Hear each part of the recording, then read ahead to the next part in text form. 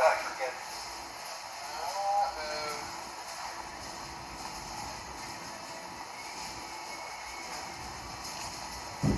Cable connection.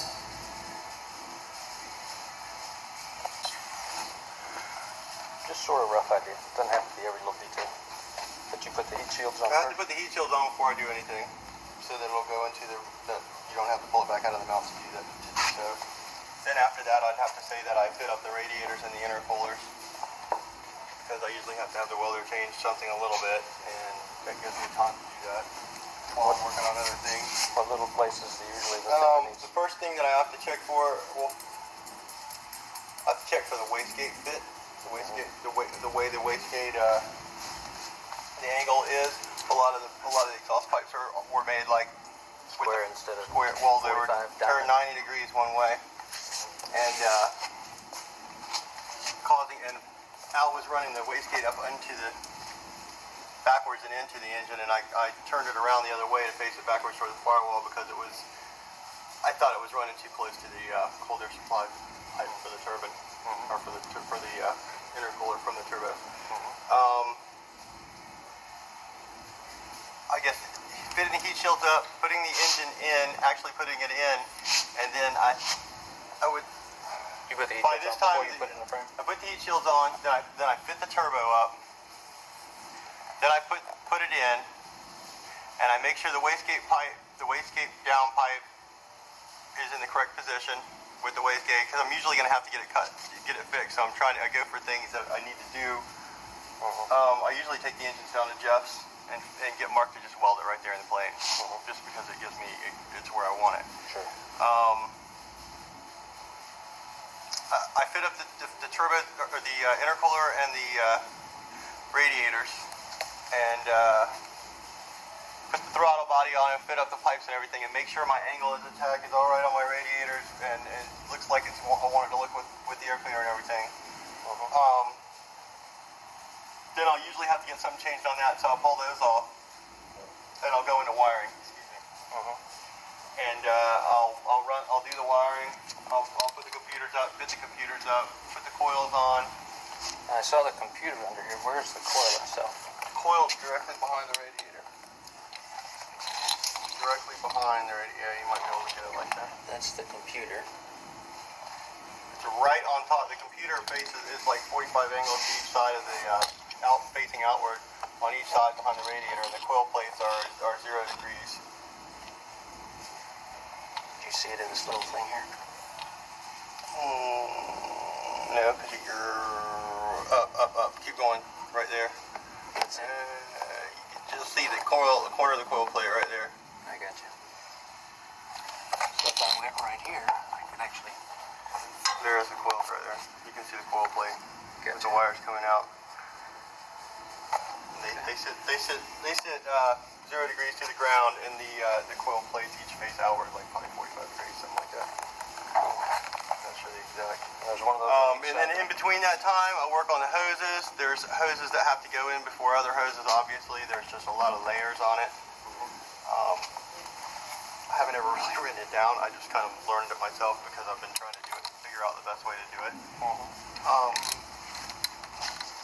Definitely have to put the turbine water supply line on, which is the other side of this right here. Turbine water supply. This is the turbine. This is the water out, turbo water out. The turbo water in is directly on the other side of the turbo from that. It has a line that comes across the top of the head right here. Or the top of this line right here. Comes down. That's probably the first line that I actually hook up.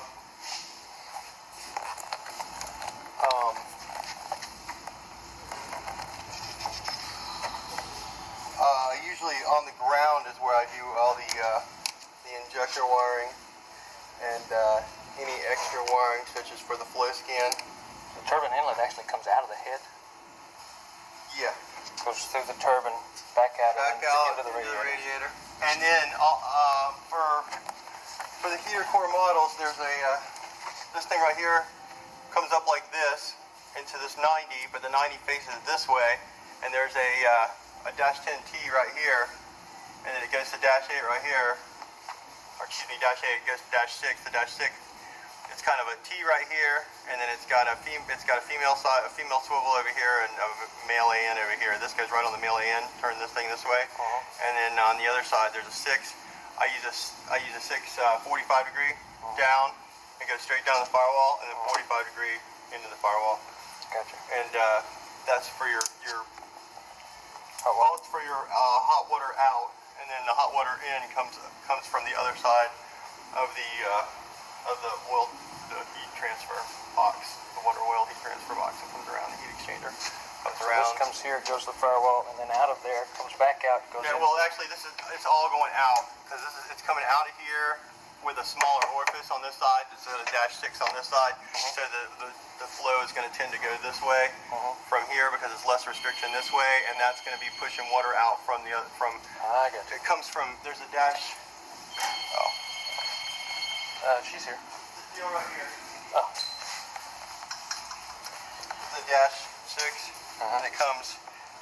I believe it's a 120. I'm not sure. It comes down and then it comes back around like this over here somewhere to your heat exchanger, heater core, right? And it goes into the heater core and comes out where I showed you, and goes in with the turbo and goes into the. And the reason it flows that direction is because of the smaller.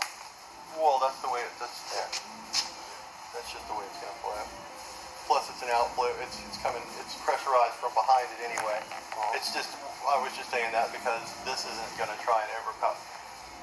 With the smaller line on the right, the tendency is gonna be to flow that way. I mean, it just keeps everything right. I don't know why exactly it does it.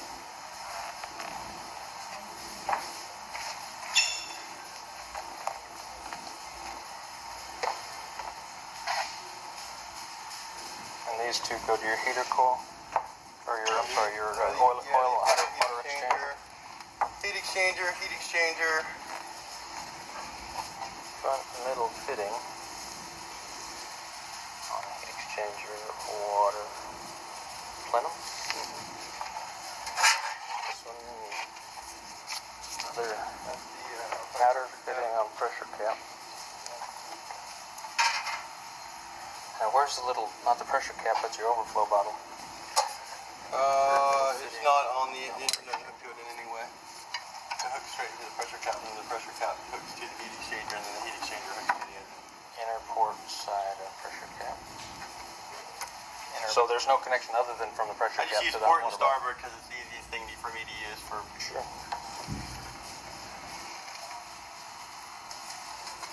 I don't have to say pilot, co-pilot, left, right, front, firewall. I just go port or starboard, and you know, any order, then you can do it. Adapter fitting on the main oil out. Main oil out. Oil out comes from the front of the block. It's hard to see. It's right behind it's directly behind the front leading edge of the starboard radiator. This is the main inbound fuel line. What? This one. That's the coarse filter, or the fine filter right there, and down below there's a coarse filter. No, that's the filter on the return to the transmission, the return to the oil pan from the transmission. And this is supply to the transmission from the engine. This one. And this is, what is that? That is, it's supposed to be a crankcase of some kind. It's a breather. It's supposed to be a breather for the oil, for the crankcase on the gearbox. It's a breather. It's supposed to just connect right in. I'm not sure exactly what the purpose. I guess it's just to keep the ambient pressure of both cases or something, just to basically join them in that way. Also, maybe if there's any kind of fumes or vapors build up in the, it'll suck them out because it's basically connected. Basically the same thing as this hole right here, the breather hole. Now what is this line here? That is the main oil feed to the turbo and to the wastegate. It comes around the top of here. It tees off here, comes through here, drops into the top of the turbo, comes back out the bottom of the turbo and drains straight. There's a big, like a fat 8 line on the bottom of the turbo, so it's really easy to drain. There's a 3 coming down to the wastegate, and a 4 coming out of the wastegate back into the pressure controller, and then a 4 out of the pressure controller back into the oil pan. Gotcha. And This is what is That is the pressure controller. That's fuel out, back. That's fuel return, fuel return. which you have your hand on, and that little diaphragm deal with the vacuum on it is a pressure controller for the fuel injection system. It controls the body pressure, rail pressure. And this thing, That's a flow scan. That's your flow scan in. which you know how much fuel you're using. Yeah, the flow scan out. Yeah, I set that up to drain the pressure. You cranked this one, right? Yeah, I started it like 3 different times actually. And what is this? That is Computer, a is it? map sensor number 1, and the one on the front is map sensor number 2. Gotcha. Map sensor number 2. Number 2. Main oil into engine. This one is. What's that? Those are all kinds of Top stuff back rear there, not all fitting of on them. heat exchanger, water pump. Gotcha. 2 outlet of waste case controller drains back into oil pan. Yeah, that comes One at line the bottom. behind heat exchanger. What is this thing? That is the TIT probe body. This guy doesn't have our gauges, so I don't know what to run on it. So I just put 2 flow scans and smacked them down. I guess. So here, they can wire it themselves. Sure. All I did was apply 12 volts to each computer, or to each individual, each computer at a time, and start it up. What is this thing?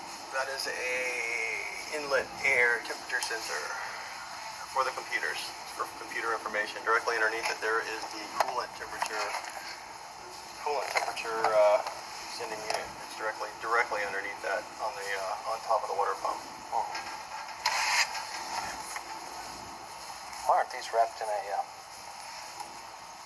heat shield? I don't know. Can't answer that. I've never. I can't answer that. Well, it certainly wouldn't hurt them to be wrapped, would it? It's not like the exhaust. This wouldn't hurt to be wrapped up. Al tried to do heat reflective paint at one time, and he didn't like it obviously because I ended up taking it all off. So I guess it doesn't help any to do that. It seems like it would around the back or some kind of reflective. I guess because it's already shiny, it's already going to reflect as much as it's going to reflect. Only thing, Well, I was thinking of putting something like this, that's what I'm talking about. All that does is reflect but it's also got, radiated light. Well, that's got flame guard underneath it. yeah. That was a bad thing. Sorry. Did you sew that on there? How'd it get? I don't know. When you cut it, sometimes it's hotter. I guess you can make that stuff. Eat it with a lighter. It looks like cotton or Kevlar string. It's probably a little staple there, but of course my dad. We'll probably just safety wire.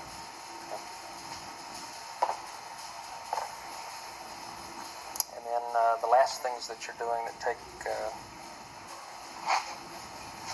let's see, you got the AC.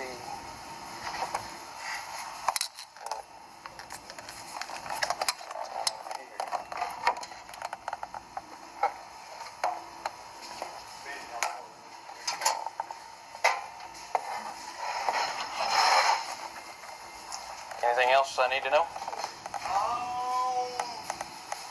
Man, it's a lot there to stuff. The whole bunch of Take spaghetti. time and think about what goes in front of every other thing. You will be less frustrated. Uh-huh. There's a lot of things that you'll do. You'll realize you need to put a hose and stuff or something on beforehand.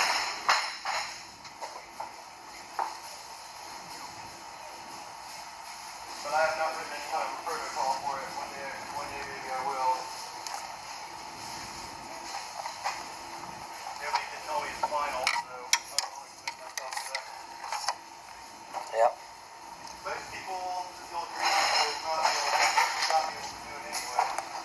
Yeah, I agree. It's quite a complex, Overwhelming for me, and I can understand things really easy like that. quite a complex project.